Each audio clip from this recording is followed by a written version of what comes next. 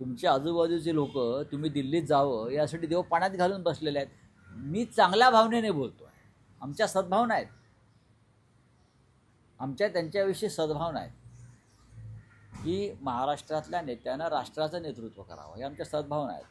पण जे तुमच्याबरोबर आहेत त्या त्यांच्या सद्भावना नाहीत. ते कधी एकदा दिल्लीत जात आहेत आणि कधी एकदा आम्ही बसतो आहे. असे बरेच लोक आहेत. जसे ते देवेंद्रजी प्रधानमंत्र्यांना भेटतात तसे काही लोक अमित शहाना भेटतात जाऊन सारखे. आता त्यांना तुम्ही दिल्लीत घेताय, आता तरी माझं करा. हे मला माहिती आहे, यांच्यापेक्षा दिल्ली मला जास्त माहिती आहे कुठे काय आहे ते.